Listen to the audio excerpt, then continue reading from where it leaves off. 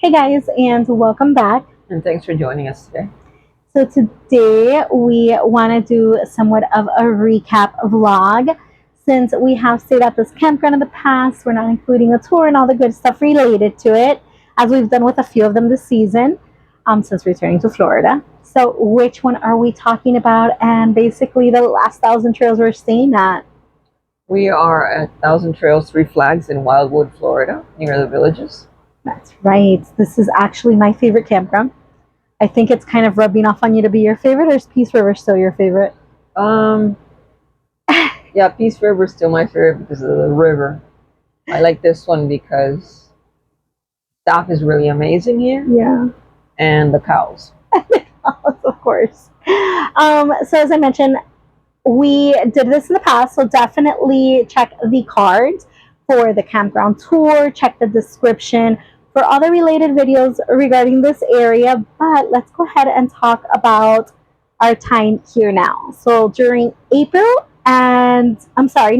during September and April, we actually came here 5 different times. Our time here in Florida. Our time here in Florida, exactly, since returning from our Southwest trip. So since our return back to Florida, between September and April, we have stayed here at the Wildwood Thousand Trails 5 different occasions. So lots to recap on this one. So our very first week back at the Wildwood Thousand Trails, it was very chill. We were in the back, which is my favorite area, and we got to spend a lot of time outside enjoying nature and seeing the cows grazing. I did capture plenty of pictures and clips of that because that was fun and awesome, and it's always really cool to see them. But like I said, that was just the first week. Unfortunately, we had to cut this stay short because there was a hurricane on the way. Yep. At this moment, being towards the end of our stay, I don't remember the name of it, but I will drop it down below and you will see it here in the clips that I'm going to insert. So a hurricane was coming towards our area, and we ended up evacuating to Mariana. Yes. And there were videos on that already that have already passed. And we ended up staying in Mariana longer than expected. You would think that we were leaving for the hurricane, so we would be there just maybe 2 nights or so. But we took advantage and stayed longer.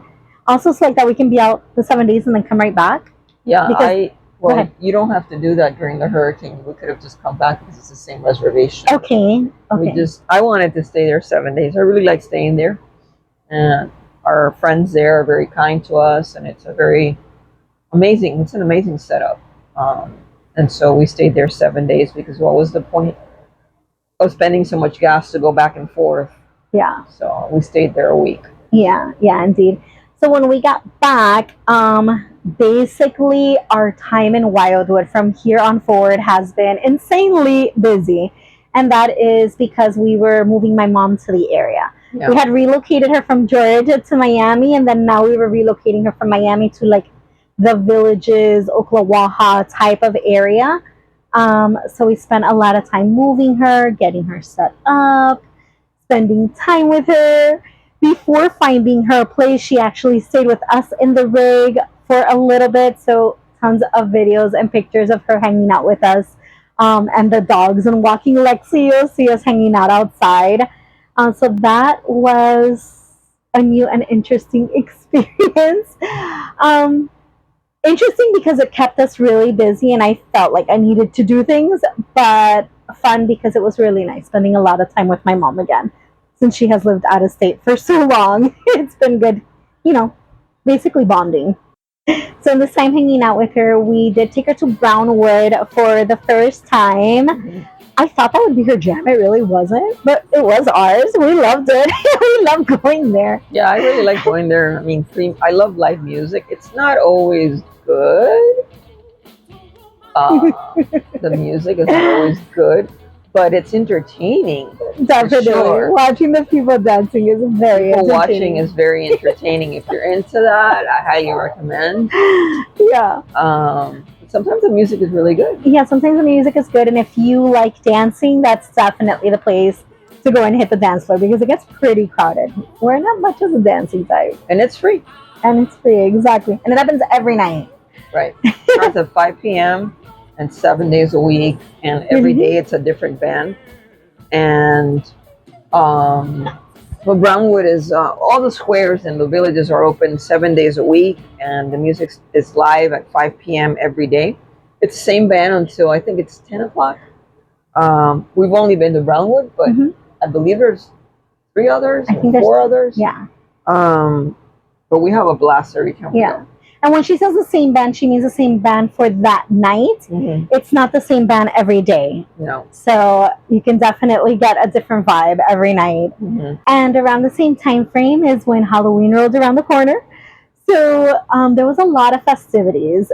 Mom and I went to, there was like a breakfast and a lunch. I think they were on 2 different occasions. And a Halloween costume party. Yeah, I think that's what it's called. Where the kids were basically showing off their costumes, and the adults were totally indulging in that as well. They decorated the park really nicely. And on Halloween day, we, the 4 of us, Lou, me, Lucy, and Lexi, dressed up as skeletons in skeleton PJs and walked around the campground. Yep. And got tons of attention, mainly the girls. Yeah, the girls got tons of attention. We weren't even walking for treats. We were walking just to see what we see. And believe it or not, people were sitting outside their campsites, not just with candy, but with dog treats too. So we went inside to go get dog treats for them. I had a lot of fun. It was probably one of the Halloweens I've enjoyed the most. And Halloween is my favorite holiday. I don't know if it's a holiday, but it's my favorite date. Festivity, yeah. Event, I don't know. And I haven't really been going out the way I used to for Halloween. So having been able to do that, to go and walk around the campground, and having so many people with dog treats, and making them laugh because our chichis were wearing, we're basically a skeleton family. That was fun. We were supposed to spend time with our friend Tara and Dylan, but unfortunately that didn't work out. Too many things happening at the same time with Angie's mom, and we weren't able to make it there. Maybe next year we can make it. That would be awesome. We had a lot of fun. Yeah. And what else? The next time we went, I actually don't believe I recorded much, so I'm pretty sure it was either a very chill time or a very busy time, me spending it with my mom. So I don't recall what happened. But after that, I went with mom back to Georgia so that we can pick up things that she had left behind. So we did a little weekend road trip, left Lou home with the girls. She was pet sitting. And I got to spend time with my son and his kids and all the different animal grandkids, I guess I should say. Birds, guinea pigs, iguanas, not iguanas, bearded dragons. And in that process, we ended up adopting a bird.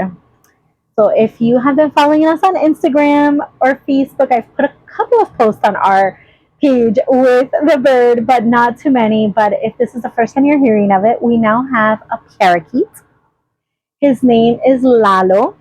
We thought it was a girl originally, so we named her Lola. But after I sent Lou some videos of it up close, she noticed the blue around the eyes, beak, around the beak. Okay, and she was like, "Oh, Lola is actually a boy."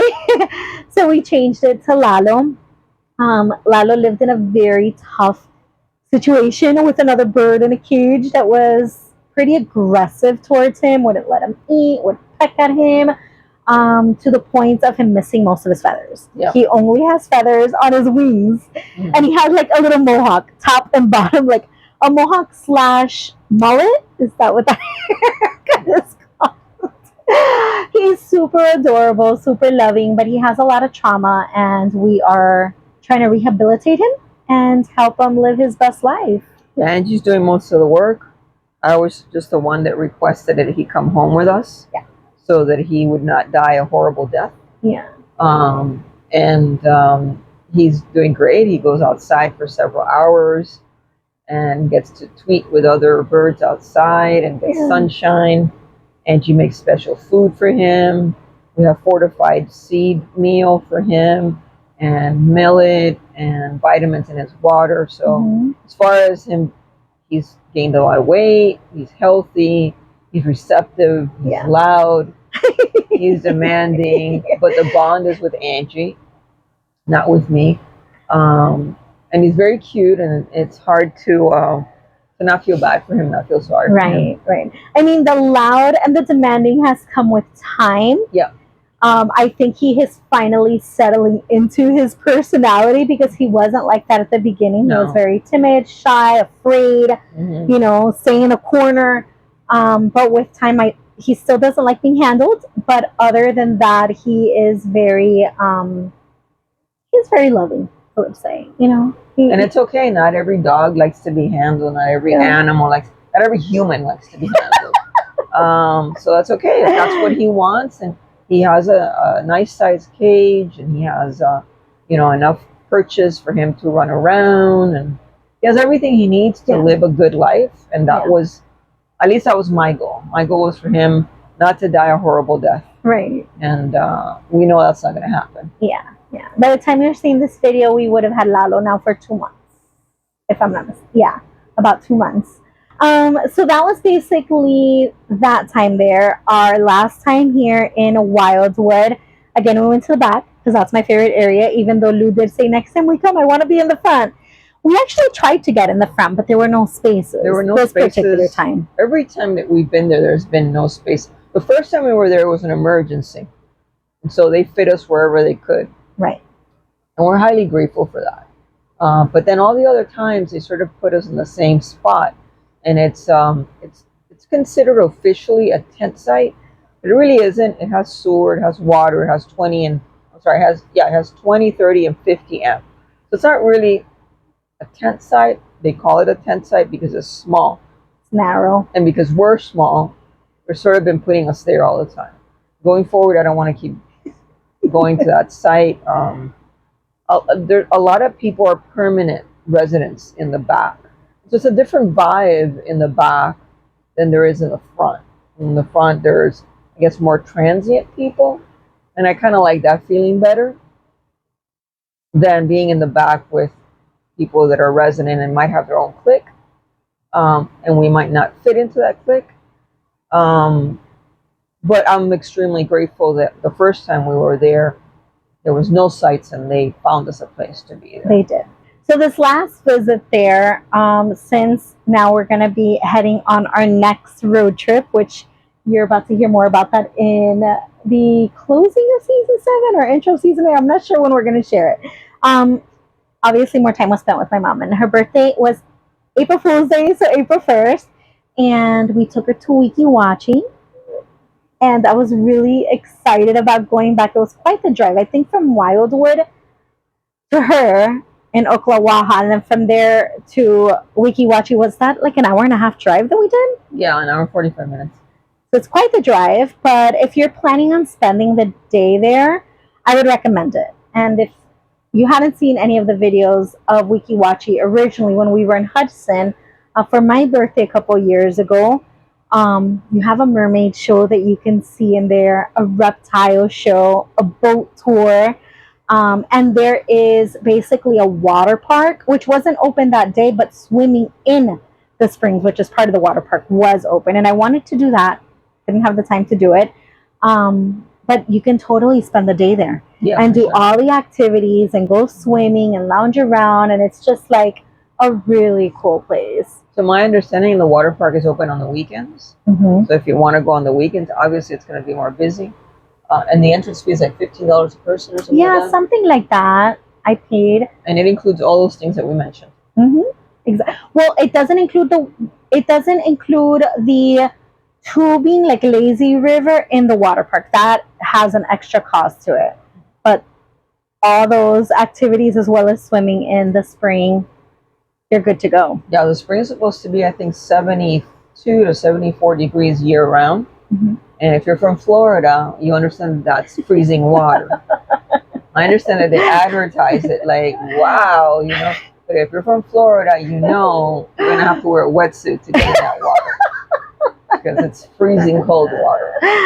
It's beautiful. It is beautiful. Yeah. Absolutely. Yeah. We went to Brownwood one more time and ended up having dinner across at an ice cream shop, Scooples, I believe it's called. So we went and had dinner and ice cream there and went to Brownwood one more time, and I feel like there was one last thing we did while there. And just a chill day at home. Mom came over and we went to the pool. We did a barbecue. But most of our time this time around was just chilling out. We didn't do any huge activities or anything of that sort like we typically do, go hiking. And we did do a disc golf day one day. Well, usually there's something that comes with, it seems to me that every time that we're at Three Flags, there's stuff to do. It's kind of crazy because we're not from that area. We're from South Florida. But when we're in South Florida, we really don't have anything to do, like, errands and chores and, but for some reason, every time we're in Wildwood, there's something to do. Yeah. Truck or RV related, she means maintenance type of to do things. Yeah. So this time around, the last thing we did when we were there was get a new truck. Yes, I didn't include that in my list. So, new to us. Yes. 10 years newer than the last truck too. And it is a pretty sexy truck. If you haven't noticed it, it's already been shown in a thumbnail or two. Only a couple of viewers have caught it and mentioned it, sent us a message congratulating us on the truck. We didn't make any social media posts about it or videos about it. Yeah. But yes, we do have a new truck for this new trip. So that took a lot of my time.